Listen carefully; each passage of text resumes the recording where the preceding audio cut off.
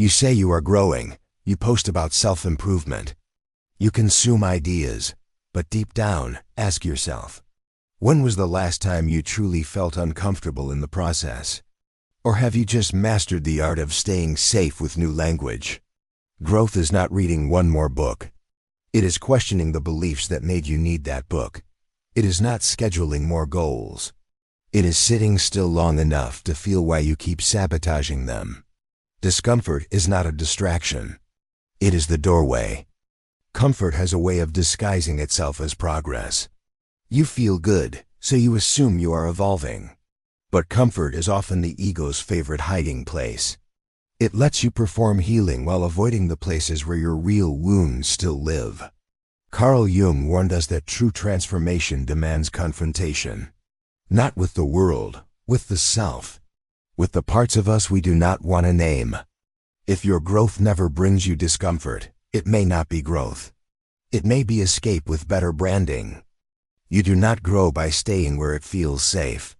You grow by walking into the space where your voice shakes, where your old self protests, where your illusions begin to fall apart. That trembling is not weakness. It is the pulse of something waking up. Carl Jung did not promise comfort. He promised meaning. And meaning rarely arrives in comfort. It arrives in crisis, in collapse, in the moments when your old self no longer fits, and your new self is not yet formed. We crave change, but not the discomfort it brings. We want to evolve, but without losing anything. Jung saw this as illusion. He believed that every real transformation comes with disorientation, with fear, with the tearing down of false certainty. Growth, Jung said, is not a linear climb. It is a descent. Into shadow, into the unconscious. Into everything we repress to appear functional. The descent is not failure. It is initiation. But only if we are willing to stay present in the dark. If your path never challenges your identity, it may be reinforcing it. If your healing never makes you tremble, it may be bypass. Jung taught that the most dangerous truths are the ones we keep from ourselves. Discomfort is often their first messenger. You cannot think your way into transformation. You must feel your way through it, through doubt, through fear, through the death of what once felt safe. Jung invites us to let the false self dissolve, not gently, but truthfully. Growth is not becoming someone new. It is remembering who you were before you had to forget parts of yourself to survive.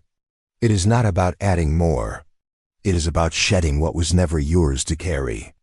In a world obsessed with becoming, Jung called us back to being. Not the being that is polished and praised, but the one that is raw, contradictory, incomplete. The one that still holds the ache of what was once silenced. Real growth is not always visible. It does not come with applause. It often looks like stillness, like confusion, like loss. But underneath, something is shifting. The ground of your inner world is breaking open so something honest can emerge. You know you are growing not when you feel proud, but when you feel honest. When you stop performing progress and start naming what hurts. When you stop numbing the questions and start listening to the parts of you that never had a voice. To grow is to lose the illusions that once protected you. To walk away from identities that kept you liked but never loved. Jung saw this as sacred unraveling, not regression, not failure, but the soul finding its shape again. We are conditioned to believe that discomfort is a sign of failure. That if something hurts, it must be fixed, numbed, avoided. But discomfort is often the first sign that truth is near. It does not appear to punish. It appears to wake. In a world of instant distraction, pain has become unacceptable. We scroll instead of feel. We stay busy to avoid silence. But beneath the noise, something in us remains untouched. Discomfort is not the problem. Our resistance to it is. We label confusion as weakness. We treat slowness as failure. We pathologize emotion. In doing so, we cut ourselves off from the very tension that could transform us. Jung saw this as a symptom of a culture afraid of its own soul. Avoidance has become sophisticated. We spiritualize it, intellectualize it, brand it as wellness. But Jung warned us that anything avoided grows in the dark. It waits, it whispers, and eventually, it directs our lives without our consent. You can outrun your discomfort for years, but it will find another form.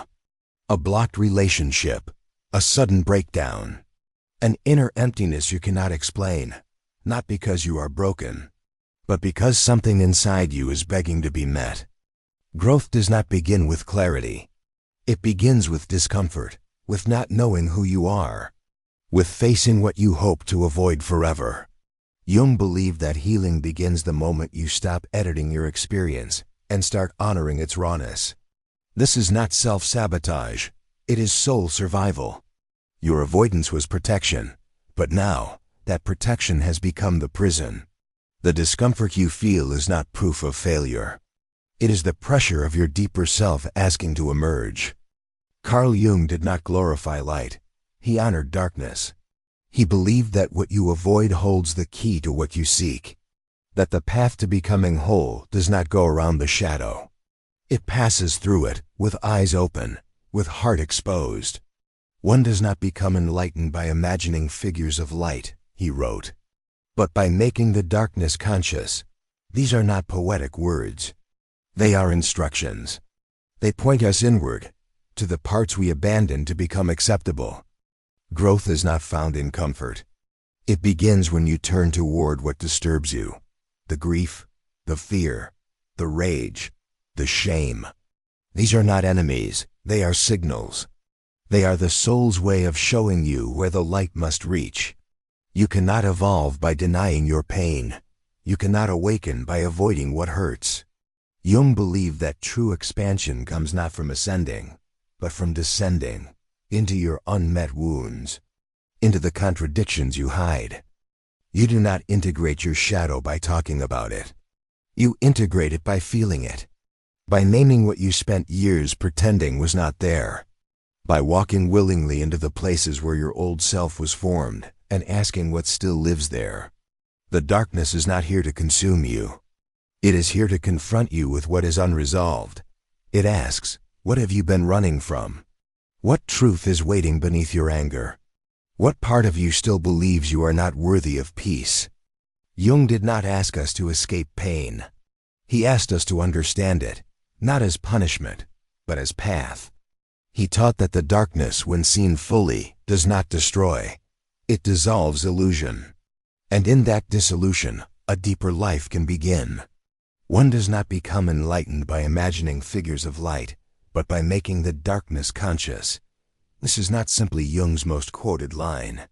It is his clearest truth, and perhaps his most demanding, because it tells you where to look, right where you resist.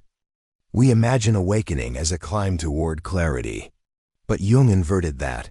Enlightenment to him was a descent into what is buried, into the wounded child, the hidden rage, the shame you perform over with success.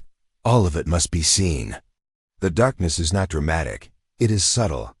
It is the part of you that smiles when you want to cry, the silence you keep when your voice wants to scream, the guilt you carry for things that were never your fault. This is the unconscious. And if you do not make it conscious, it will run your life.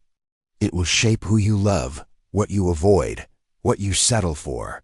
You will think it is fate, but it is not fate.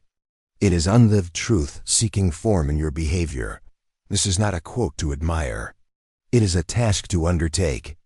Making the darkness conscious means staying present with discomfort long enough to hear what it says, long enough to stop blaming others and begin witnessing what lives in you. It takes courage to stop numbing, to stop blaming, to sit in the storm and listen. But once you do, the unconscious begins to speak, not in logic, in symbols, in body, in dreams, in the quiet sense that something honest has finally returned. What you feared is not your enemy, it is your initiation. Jung's quote is not about suffering, it is about sovereignty. When the darkness is seen, it loses its control. And in its place, a deeper awareness begins to guide your life. We fear what feels unfamiliar. Not because it is dangerous, but because it threatens the identity we built to survive. Healing asks us to release what once kept us safe. That is why we fear the very thing that could set us free. Discomfort touches the places we buried, the pain we explained away, the anger we swallowed, the grief we refused to name. When those feelings rise, we flinch, not because we are weak, but because something old is being stirred awake. Carl Jung understood this fear. He knew the unconscious resists illumination. It hides not to deceive, but to protect. What you call sabotage may simply be self-preservation, but healing means no longer needing protection from your own truth. To heal is not to feel good. It is to feel fully. To sit with the ache instead of fix it. To stop asking if you are doing it right and start asking what part of you still needs to be seen. Discomfort is not a wall. It is a threshold. You will want to run. That is natural. But what if you paused instead? What if you turned toward the discomfort instead of away? What if everything you have been searching for lies just beyond what you keep trying not to feel? The moment discomfort rises, the mind begins to bargain. It tells you to wait, to figure it out later, to focus on something more productive. Discomfort is inconvenient, so we push it aside. Delay becomes a shield we mistake for strategy. We distract ourselves with busyness. We scroll, we clean, we help others. Anything but sit in silence.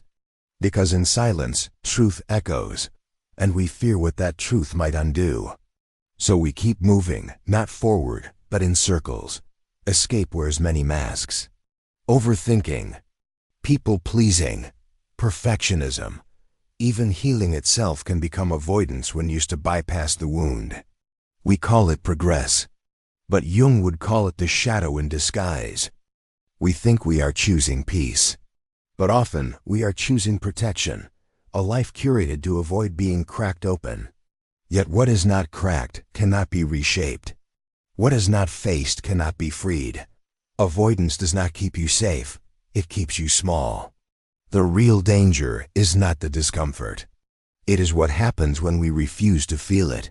Patterns repeat, relationships suffer, dreams dissolve, not because we are unworthy, but because we are still waiting for healing to feel comfortable. Carl Jung believed the soul does not grow through certainty. It grows through mystery, through the unknown, through the space where answers dissolve and deeper questions emerge. That space is uncomfortable, but it is sacred. The unknown threatens the ego. It cannot be controlled. It cannot be mapped. But for the soul, the unknown is home. It is where new symbols are born, where dreams speak louder than logic, where truth cannot be told, only felt. Jung warned that when we cling to the known, we imprison ourselves in repetition. Growth demands rupture, a willingness to step into a moment where identity no longer protects us. The soul expands not by being right, but by being real. You cannot awaken inside what you refuse to question. You cannot transform by staying in rooms where everything feels familiar. The unknown is not empty. It is full of the parts of you that are still waiting to be remembered. When discomfort pulls you into confusion, stay. Do not rush to define. Do not reach for answers too quickly. Something larger than logic is unfolding. Jung trusted that process. He knew that meaning does not come before the unknown. It comes from it. Some of your deepest growth did not begin with a plan. It began with a rupture, a breakup that broke more than your heart, a loss that collapsed the ground beneath your feet, a crisis that stripped away who you thought you were. In those moments, you were not becoming stronger. You were becoming real. The old self cracked, and something unnamed began to surface, not because you wanted it, but because your soul was done pretending. Jung saw these moments not as failures but thresholds. He knew the psyche does not evolve in straight lines. It evolves through collapse, through disorientation, through being forced to ask, what now, when everything familiar has disappeared? Emotional pain is not an error, it is a summons. It calls you inward. Not to fix what broke, but to feel what was never fully lived. Heartbreak reveals where love was projected. Grief reveals what mattered most. Crisis reveals what no longer holds. You cannot grow without being touched. You cannot mature without being shaken. These moments bring discomfort, not as punishment, but as purification. They burn away illusion. They soften your grip. They open your hands to something new. Jung understood this as a sacred descent, a necessary falling apart, because only in that rawness can the deeper self emerge. Not the self you show the world, the one that watches from within, waiting for you to finally come home. Pain does not come to punish you. It comes to deepen you. It comes to break through the surface of performance and touch the truth you buried beneath survival. The pain is not your enemy. It is your initiation into something more whole. Jung believed that what we call suffering is often the soul's attempt to realign the self. It disrupts the narrative we cling to. It dissolves certainty. It invites us to feel what we could not feel when we were too busy being strong. You were not weak when you broke. You were ready. Ready to meet a part of you that could only be found in the breaking. Growth does not ask for ease. It asks for honesty. Pain is not a wall. It is a doorway the false self cannot pass through. You do not have to like the pain, but you can listen to it. You can ask what it wants to show you, what it is protecting, what it is trying to free. When you stop resisting pain, you begin receiving its wisdom. That is when depth begins. The discomfort is not the end, it is the edge. The beginning of a descent that is not destruction, but transformation. The soul does not grow through comfort. It grows through the places that make you feel most human. The ego is not evil, it is afraid. It was built to protect, to maintain order, to keep you from feeling what once overwhelmed you. But in that protection, it begins to resist the very discomfort that could set you free. When discomfort rises, the ego delays. It says not now. It convinces you that healing can wait until things calm down, that the pain is too much, that you will handle it later, but later often becomes never. Delay becomes a life lived on pause. Then it minimizes. It whispers that it is not a big deal, that others have it worse, that your sadness is overreaction. But what is minimized is never metabolized. It lingers. It leaks. It distorts your capacity to feel honestly. Finally, the ego denies. It shuts the door on the truth. It distracts you with achievement, with comparison, with logic, anything to avoid the rawness. But denial does not dissolve pain. It buries it. And what is buried begins to shape you unconsciously. Carl Jung knew these defenses well.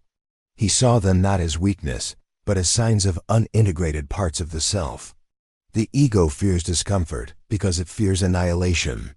But what it calls death is often the beginning of wholeness. You cannot heal what you postpone. You cannot evolve from what you belittle. You cannot be free from what you refuse to feel. Discomfort is not the enemy of the ego. It is the invitation to grow beyond its limitations. Carl Jung observed something paradoxical. The stronger the inner resistance, the closer you are to something that matters. The psyche does not resist what is irrelevant. It resists what is real. What could change you? What demands your honesty? When resistance appears, we assume it is a stop sign. But it is often a threshold, a signal that you are nearing the edge of an old identity. The discomfort is not a warning to turn back. It is a call to go deeper, beneath the surface, beneath the story. What you resist holds power, not because it is dangerous, but because it touches something sacred, a memory, a belief, a grief that has never been named. The resistance is not against the moment. It is against the transformation the moment invites. Jung did not see resistance as failure. He saw it as a compass. When something inside you says, "I cannot go there," ask why. What am I afraid to feel? What truth am I protecting? What part of me is not ready to be seen? The greater the resistance, the more profound the potential.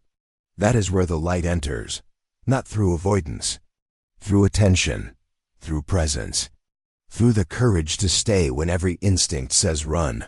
You are not broken because you resist. You are human.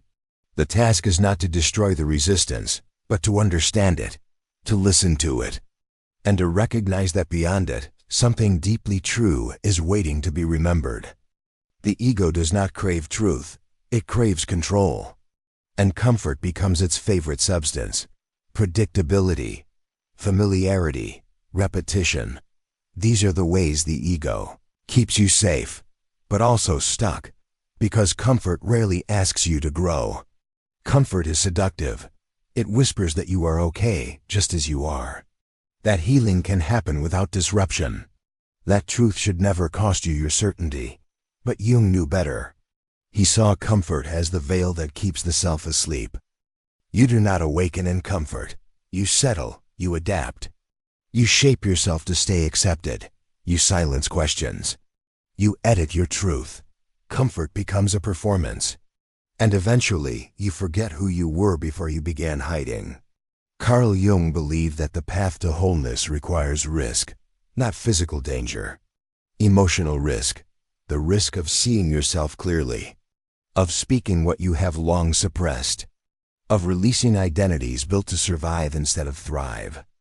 Comfort is not the goal, it is the test. It asks, are you willing to leave what feels easy to live what feels true?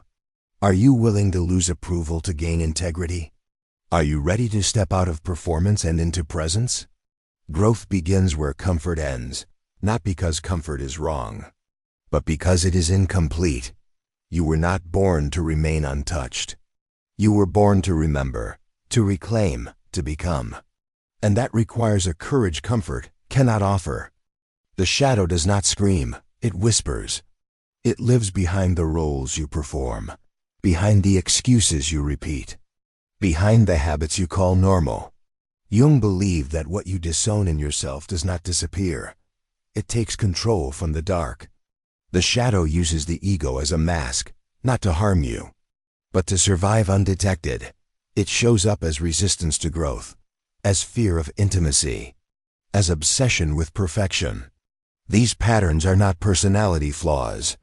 They are defense mechanisms of the unconscious. You think you are just busy, just tired, just being realistic, but often these are signals. Something deeper is being suppressed. A voice within is going unheard.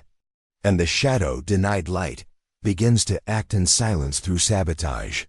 Jung taught that when you avoid your inner conflicts, you project them. You judge in others what you cannot accept in yourself. You create crises to justify your pain, not out of malice, out of longing. Longing for integration. Longing for truth. The ego tries to fix the surface, but the shadow moves underneath. It knows your wounds. It knows your fears. And it knows how to use them to keep you circling the same patterns. Until you stop. Until you turn inward. Until you listen. Awareness is the beginning of freedom. When you name the pattern, you interrupt the spell. When you own the shadow, it no longer owns you. Jung did not ask us to conquer the ego. He asked us to illuminate it. And through it, to welcome the parts we left behind. In the face of pain, our instinct is to fix, to analyze, to solve. But Carl Jung offered another path. He invited us to stay. Not to understand immediately, not to escape, but to remain fully present with what hurts, without turning away. To stay is not to suffer, it is to witness, to sit beside the trembling, to breathe through the tension, to stop interpreting and start listening. The pain has something to say, and it can only speak when you stop trying to silence it. This is not passivity, it is power. When you stop fixing, you begin to feel, and when you feel, you begin to know. Not intellectually, but viscerally, deeply. Truth enters not through thinking, it enters through presence. The body remembers what the mind forgets. The tension in your chest, the ache in your gut. These are not random, they are the language of the soul. Jung knew that feeling is a portal, and staying with feeling is how the unconscious becomes conscious. There is no need to perform healing, no need to force clarity. The work is to stay with what arises, to hold space without solution, to trust that what comes up has wisdom, and that wisdom needs your presence more than your plan. Carl Jung believed the unconscious speaks not just in dreams, but through the body. Your body is not just flesh, it is memory. It carries every feeling you were too overwhelmed to process, every truth you were too afraid to speak. That tension in your throat is not random. That knot in your stomach is not meaningless. These sensations are signals. They are not obstacles to growth. They are invitations. The body remembers what the conscious mind tries to forget. Emotions are not distractions. They are messengers. Sadness may be grief unspoken. Anger may be a boundary violated. Anxiety may be your soul whispering that something essential is being ignored. Each one is pointing to a place that wants your attention. To listen to the body is to reclaim what you once abandoned. Jung saw this as sacred work. He knew that integration is not only psychological, it is somatic. What you feel in your skin is often the door to what you buried in your psyche. There is no need to explain the feeling right away. Simply notice it. Name it. Let it move. Let it speak. The more you allow it, the more it reveals. And as it reveals, you begin to realize that your discomfort has always been a kind of compass. Freedom does not begin when pain disappears. It begins when you stop running from it, when you stop bargaining with it, when you look directly at the place that aches and say, I am here now. I am not turning away this time. Jung understood that presence is more powerful than insight. You do not need the full story to begin healing. You need the willingness to stay, the capacity to feel, the courage to be with what you once thought would break you.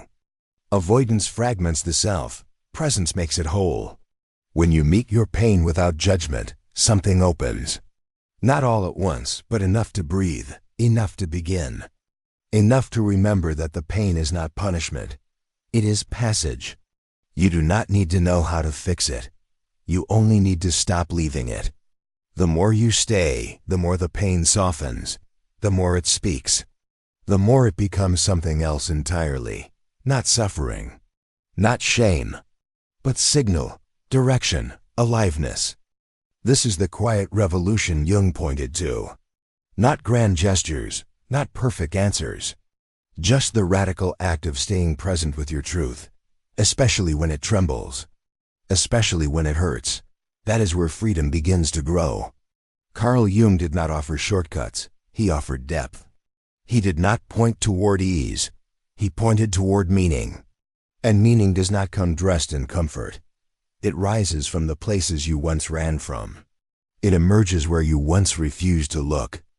In a world that rewards speed, depth is rebellion. It asks you to slow down, to feel more, to resist the pull of performance and return to the quiet root beneath your roles. Jung called this the movement toward individuation, the becoming of the true self. Depth is not dramatic, it is honest. It strips away the layers of identity that no longer fit. It brings you face to face with longing, with loss, with the mystery you cannot solve. And in that surrender, something ancient begins to remember itself. You will not find this path by trying harder. You find it by listening deeper, by following the thread of discomfort until it leads you inward, into the body, into the dream, into the voice that still whispers beneath all the noise. Jung's work reminds us that transformation is not a technique, it is a devotion. A choice to walk the inner terrain with presence, not pressure. With reverence, not resistance. The soul does not need fixing. It needs to be felt. Jung did not ask us to be perfect. He asked us to be whole. Perfection is an image. Wholeness is a truth. Perfection hides what hurts. Wholeness includes it. It does not edit the pain. It welcomes it as part of the human story. The soul is not interested in how polished you look. It is interested in how honest you are. in how willing you are to meet the forgotten parts, the ashamed parts, the frightened parts. Wholeness means nothing is left behind. Perfection says you must rise above your wounds. Wholeness says you must return to them, not to suffer again, but to reclaim what was left there, your voice, your softness, your truth. The soul does not want your image, it wants your integrity. To be whole is to feel the contradiction and stay, to hold both sorrow and joy, grief and gratitude, to allow the mess to speak. Jung knew the soul grows not by becoming flawless, but by becoming real. And realness is always a little bit broken. You are not here to perform your healing. You are here to embody it, to carry your scars with dignity, to let your darkness breathe beside your light. That is not weakness. That is wholeness, and that is what the soul came to remember. Jung believed that life is not about becoming someone new. It is about remembering who you truly are beneath the layers of fear, adaptation, and performance. The work is not invention, it is return. A return to essence. You were born whole, but somewhere along the way, you split. You learned what was acceptable, what earned love, what kept you safe, and so you buried parts of yourself, the boldness, the sadness, the strange. The soul never forgets them. Discomfort is the call to retrieve those parts, to walk back through the pain, not to suffer again, but to gather what was lost, to make space for the wild and the tender, the angry and the wise, the self that existed before the world taught you who to be. Becoming yourself is not a straight path. It is cyclical, winding, at times unclear. But each moment you choose presence over protection, each time you choose truth over perfection, you move closer to the center, closer to your source. Jung called this individuation, the unfolding of the true self. Not the ideal self, the full self, the self that can hold contradiction, that can stand in discomfort without losing its ground, that no longer performs, but simply is. What you run from gains power. What you stay with begins to soften. Carl Jung believed that transformation does not come through force. It comes through presence, through the willingness to stay with what is unresolved until it no longer needs to hide. The wound does not ask you to fix it. It asks you to witness it. Not once, again and again, with honesty, with patience, with the kind of love that does not try to change the pain, but to understand it. What you stay with transforms you. Integration is not a sudden event, it is a quiet shift. A moment when the thing that once terrified you now feels like part of you, the part that holds your depth, your insight, your strength, not in spite of the discomfort, but because of it. This is the paradox of real growth. It feels like falling apart before it feels like coming home. But if you stay present long enough, something new begins to take shape. Not a better version of you. A truer one, less defended, more whole. Jung knew that the parts we avoid are often the ones with the most life in them. And only by staying with discomfort can we reclaim that life. Not through fixing, through facing, through welcoming what once felt unbearable and calling it part of the self. You were not born to stay safe. You were born to wake up. And awakening does not come through comfort. It comes through friction, through breakdown, through the undeniable truth that the life you built to survive is not the same as the life meant for you. Comfort is not your purpose. It is a resting place, a pause. But if you stay there too long, you begin to forget. Forget your fire. Forget your depth. Forget the wild edge where your soul still waits, asking you to remember what you came here to become. Carl Jung knew that the psyche longs for truth more than ease, that the soul will disturb the surface until the deeper self is seen, that suffering is not failure, it is signal. A call to go inward, to meet the mystery, to break free from who you were told to be. Your discomfort is not a mistake, it is a message. A crack in the shell, an opening. And within it, the spark of consciousness begins to rise, not to destroy you, but to initiate you. To lead you back into your life, not as a role, but as a presence. This is the invitation, not to escape, but to embody. Not to rise above the pain, but to root inside it. Because the ground beneath discomfort is not chaos. It is truth. It is where you finally meet yourself. Not in performance, but in presence. Carl Jung never asked us to be flawless. He asked us to be honest, to be whole, to stop exiling the parts of ourselves we were taught to hide. Because those very parts hold the life, the depth, the authenticity we ache to reclaim. You do not need to have it all figured out. You do not need to be unshakable. You only need to be present. To say yes to what is true, even if it trembles, even if it hurts, even if it asks you to let go of everything you once clung to for safety. Wholeness is not perfection. It is permission to be complex, to be human, to carry your sorrow with grace and your joy with openness. Jung taught that what we integrate stops controlling us. What we bring into awareness sets us free. This is the gift of discomfort. It shows you what matters. It strips away what no longer fits. It brings you home to the parts of yourself you almost forgot how to love. And in doing so, it invites you to live not as a mask, but as a soul. You were never meant to be perfect. You were meant to be real, and realness lives where discomfort once lived. It rises where courage met fear. It grows in the space where you chose not to run, but to stay. That is where you begin. That is where you return.